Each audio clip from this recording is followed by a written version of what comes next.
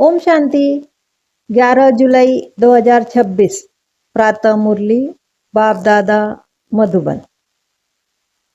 बाबा कहते, मीठे बच्चे, तुम्हें अपना चिंतन करना है, दूसरे का नहीं, क्योंकि ड्रामा अनुसार जो करेगा वह पाएगा। प्रश्न, त्रिकालदर्शी बनने से आत्मा को कौन सी स्मृति आई है? उत्तर, आत्मा को स्मृति आई, हम असल मूल वतन के निवासी इस ड्रामा में पार्ट बजाने आए हैं।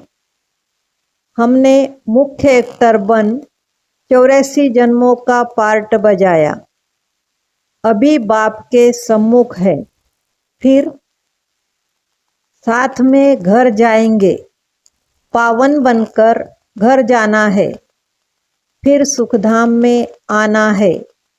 यह सारा खेल भारत पर ही बना हुआ है। यह सारी स्मृति त्रिकालदर्शी बनने से आ गई। गीत मरना तेरी गली में। ओम शांति। यह गीत किसने गाया? बच्चों ने। क्या कहते हैं बच्चे? बाबा, अभी तो आपके गले का ही हार बनना है, यह शरीर तो यहाँ ही छोड़ देना है। बच्चे जानते हैं, शांति धाम व निर्वाण धाम में बाप और हम बच्चे आत्माएं रहते हैं।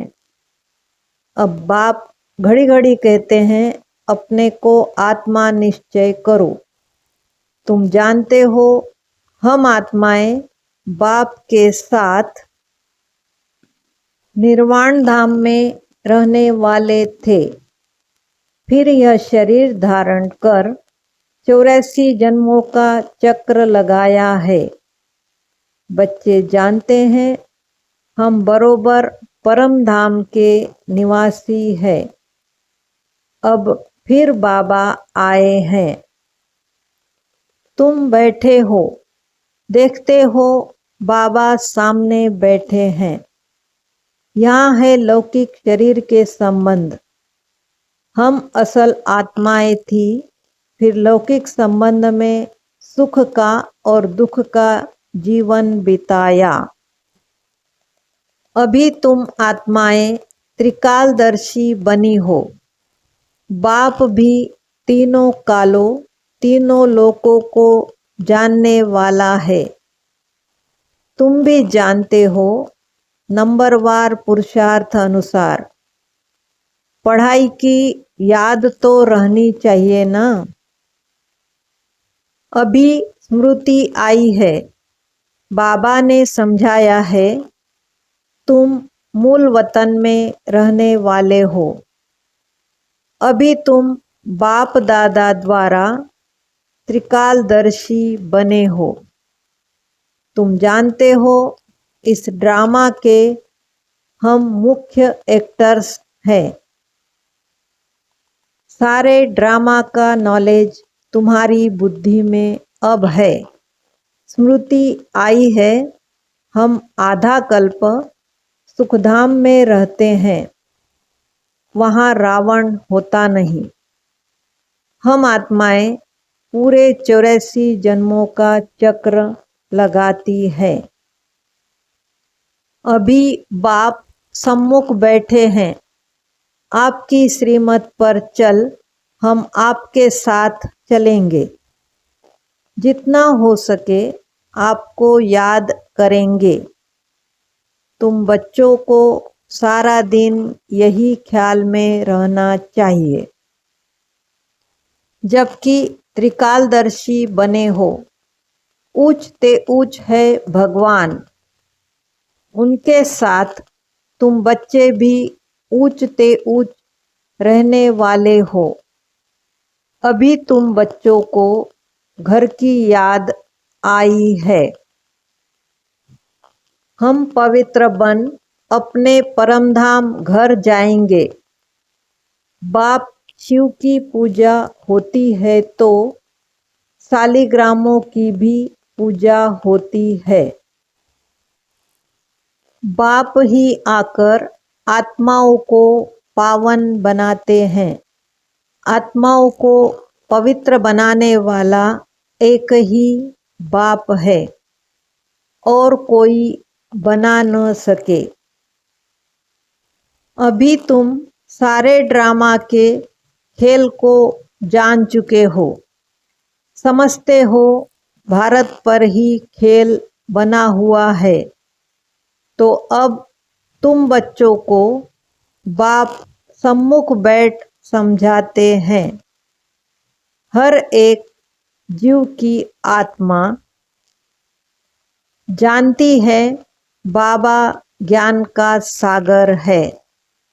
उसको भक्ति मार्ग में बुलाते आए हैं और प्रतिज्ञा करते आए हैं, बाबा आप आएंगे तो जरूर हम आपकी मत पर चलेंगे। यह कोई लौकिक संबंध की बात नहीं। तुमको देही अभिमानी बन यह ख्याल रखना है कि हमको एक बेहद के बाप की श्रीमत पर चलना है, उनका ही मानना है। वह तो बहुत सहज समझाते हैं।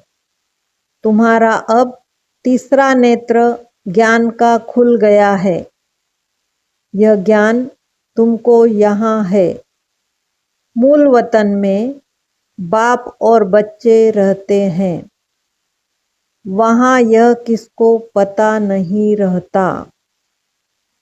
अभी तुम बच्चों को बाप अपना अंत देते हैं। वही ज्ञान का सागर है। और कोई सत्संगों में ऐसे नहीं कहेंगे कि बाबा हम आत्माओं को पढ़ाते हैं। यह तुम जानते हो। घड़ी घड़ी तुमको कहना पड़ता है देही अभिमानी बनो। आत्मा इस ड्रामा में एक्टर है, पार्ट बजाती है। हम आत्मा ने चोला लिया है। वह एक्टर्स कपड़े बदलते हैं। तुम आत्माएं निराकारी दुनिया से यहाँ आकर यह शरीर रूपी चोला लेती हो। वह सिर्फ अपने कपड़े बदलते हैं। हम आत्माओं को बाबा फिर से आकर राजयोग सिखला रहे हैं। अब तुम बच्चे समझते हो बाबा आया हुआ है तो जरूर हम बाबा के मददगार बनेंगे। पवित्र बन और सारे भारत को पवित्र बनाएंगे। हमको श्रीमत पर ही चलना है। श्रीमत कहती है बाप को याद करना है। जो करेंगे वह पाएंगे। सब तो नहीं आकर पुरुषार्थ करेंगे। जिन्होंने कल्प पहले पुरुषार्थ किया है वही करेंगे। अभी वापस जाना है, इसीलिए पुरुषार्थ कर पवित्र जरूर बनना है। हम ऊपर मूल वतन में रहने वाले हैं। पहले पहले हम स्वर्ग में आए थे, फिर सीढ़ी नीचे उतरते आए। बाप समझाते भी भारतवासियों को है। भारत में ही आते हैं, याद भी भारत में करते हैं कि आकर हमें पावन बनाओ। शरीर धारण कर हमको श्रेष्ठ कर्म सिखलाओ। शरीर का नाम भी गाया हुआ है। यह भाग्यशाली रथ है। बाप भी कहते हैं मैं साधारण तन में प्रवेश करता हूँ। आगे भी कहा था तुम बच्चों को स्मृति आई है, बरोबर 5000 वर्ष पहले भी बाबा ने यही कहा था और कोई भी यह बात बता नहीं सकते हैं। बाप ही कहते हैं 5000 वर्ष पहले भी मैंने इस शरीर में आकर तुमको समझाया था। अब फिर तुम बच्चों को कहता हूँ आत्म अभिमानी बनो। जैसे नाटक वालों को मालूम रहता है ना, हम कौन सा वस्त्र पहनकर क्या क्या पार्ट बजाते हैं, परंतु वह तो है देह अभिमानी। यह है बेहद की बात। देही अभिमानी बनना है। हम असुल आत्मा ही है। अभी हमारा पार्ट पूरा होता है। बाप सम्मुख बैठ सब कुछ तुमको समझाते हैं। यह भूल नहीं जाना है माया कितने विघ्न डालती है। बाप समझाते हैं बच्चे तुमको कोई भी विकर्म नहीं करना है। मनसा तूफान भला बहुत आएंगे, अपनी परीक्षा लेनी है। हमारी कर्मेंद्रिया चलायमान तो नहीं होती है। हम काम को जीत सकते हैं। तुम्हारे लिए तो बहुत सहज है। हम आत्मा है, एक बाप के बच्चे हैं। बाप से योग लगाना है। कर्मेंद्रियों में चलायमानी होना यह भी देह अभिमान हुआ ना। तुमको कोई से भी डरना नहीं है, निर्भय बनना है। कभी भी कहाँ जाओ तो साक्षी हो देखना है। हम तो आत्मा है। इस खेल को तुम पूरा जान गए हो। ऊंच ते ऊंच बाप है। यह बुद्धि में आया है। उनको बिंदी कहा जाता है। निराकारी दुनिया में आत्माओं का झाड़ है। बीज से झाड़ निकलता है, फिर नंबरवार पत्ते आते हैं। यह भी ऐसे है। ऊपर से नंबरवार आत्माएं आती है। आत्मा प्रवेश कैसे करती है, निकलती कैसे है, यह कोई देख न सके। अब बाप समझाते हैं तुम्हारी आत्मा पतित हो गई है, उनको पावन बनाओ। इन द्वारा बाप बैठ समझाते हैं। बात तो कर्मेंद्रियों से करते हैं ना। आत्मा बिंदी इसमें नहीं होती तो कर्मेंद्रिया कुछ कर नहीं सकती। इतनी छोटी बिंदी कितनी पावरफुल है, उनमें सारी नॉलेज है। बाप ज्ञान का सागर है जो तुमको बैठ समझाते हैं। उनमें सारा ज्ञान है। यह भी उनका पार्ट नूंधा हुआ है। तुम्हारी आत्मा में भी 84 जन्मों का पार्ट है। तुम दुख सुख का पार्ट बजाते हो। दुख में बहुत तकलीफ लेते हो। बाप कहते हैं मैं तो पुनर्जन्म में आता नहीं हूँ। तुम 84 जन्म लेते हो, मैं तो नहीं लेता हूँ। मैं आकर तुम बच्चों को सहज युक्ति बताता हूँ कि मुझे याद करो तो पावन बनेंगे। आधा कल्प तुम काम चिता पर बैठ तमो प्रधान बने हो। आत्माओं से ही बाप बात करते हैं। आत्मा के ऑर्गन्स पहले छोटे होते फिर बड़े होते हैं। आत्मा तो छोटी बड़ी होती नहीं। आत्मा ही कहती है, हे पतित पावन आओ। आत्मा बाप को पुकारती है। बाप कहते हैं, मैं कल्प कल्प आता हूँ तुम पतितों को पावन बनाने। अभी तुम जानते हो आत्मा कैसे आती जाती है। मनुष्य बहुत माथा मारते हैं, देखे आत्मा कैसे निकलती है, परंतु किसको पता नहीं पड़ता, क्योंकि यह है अति सूक्ष्म। छोटी सी आत्मा में कितना पार्ट है। जैसे बीज में सारा ज्ञान है, वह तो बीज है जड़। बड़ का झाड़ होता है, उसका बीज कितना छोटा, उनसे झाड़ कितना बड़ा लंबा निकलता है। कलकत्ते वाला बड़ का झाड़ कईयों ने देखा होगा, बहुत बड़ा झाड़ है। अब उनका फाउंडेशन सारा सड़ गया है, बाकी झाड़ खड़ा है।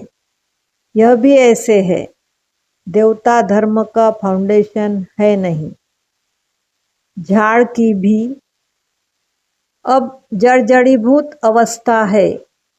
यह भी तुम जानते हो, तब तो गवर्नमेंट को भी कहते हो कि हम इतने समय में दुनिया को पावन बनाकर दिखाएंगे। मनुष्य इन बातों को समझते नहीं।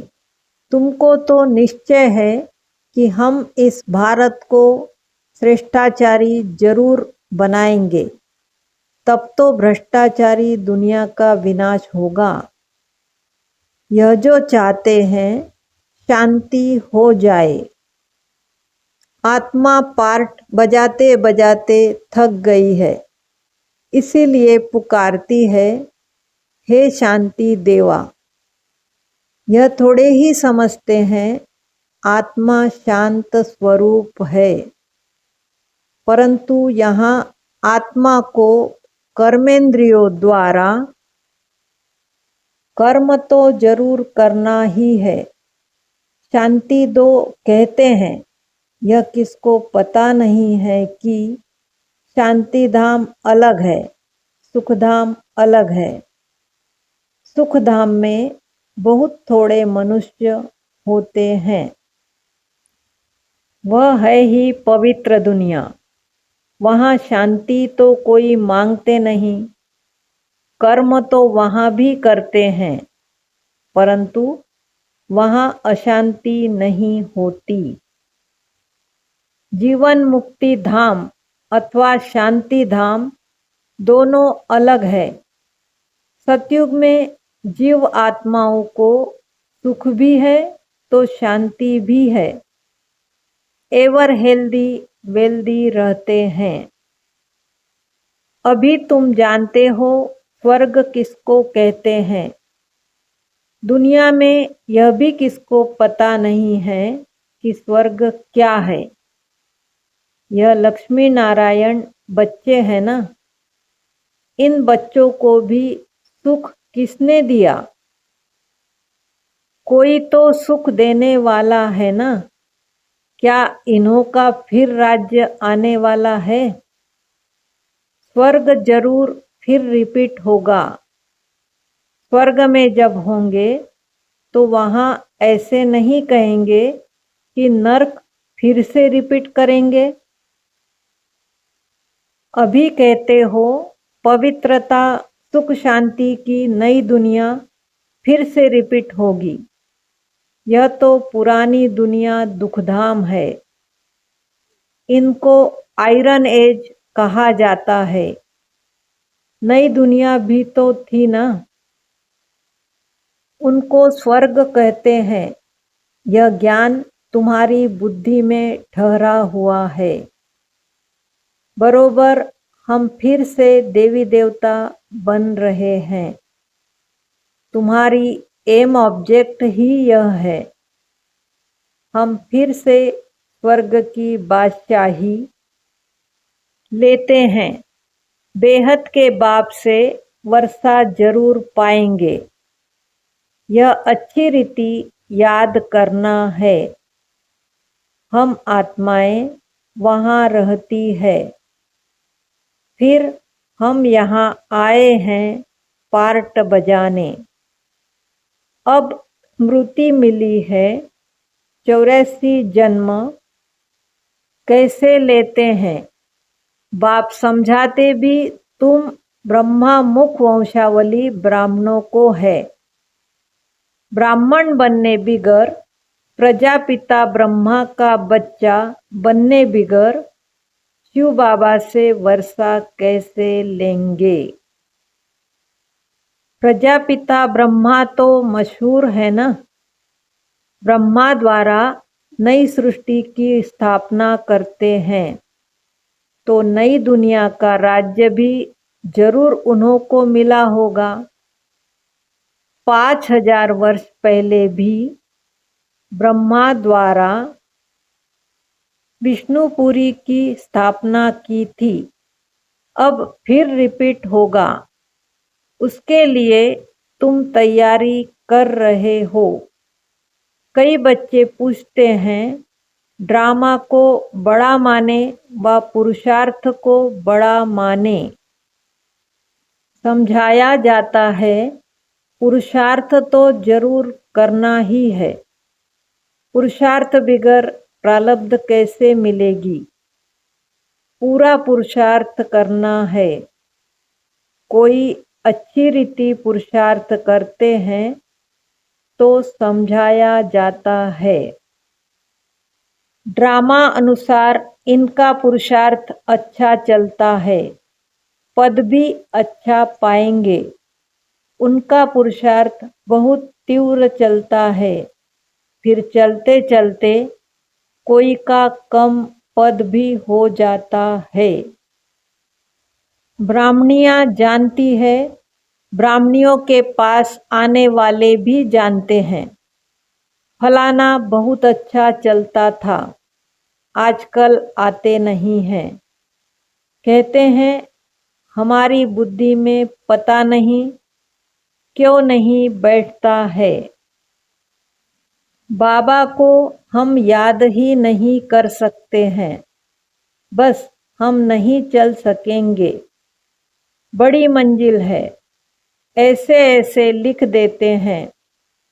मूल बात है ही निर्विकारी बनना। विकारों को छोड़ना बड़ा मुश्किल है।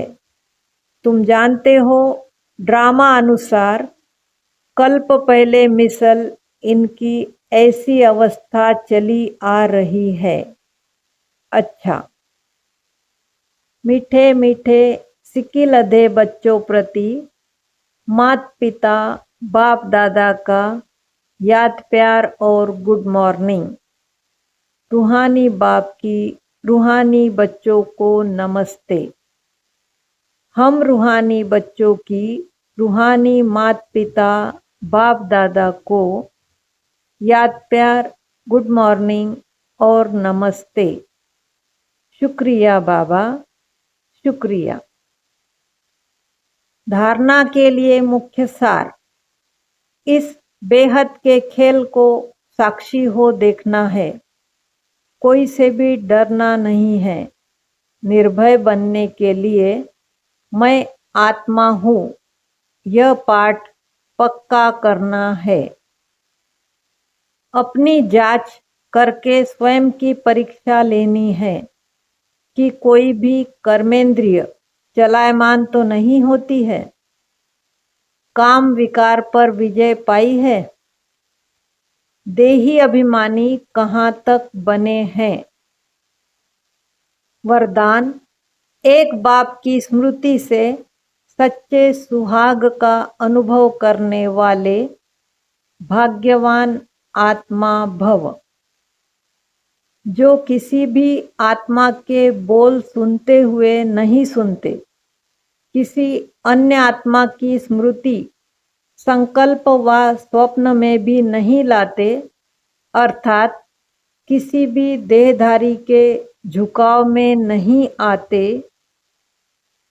एक बाप दूसरा न कोई इस स्मृति में रहते हैं, उन्हें अविनाशी सुहाग का तिलक लग जाता है।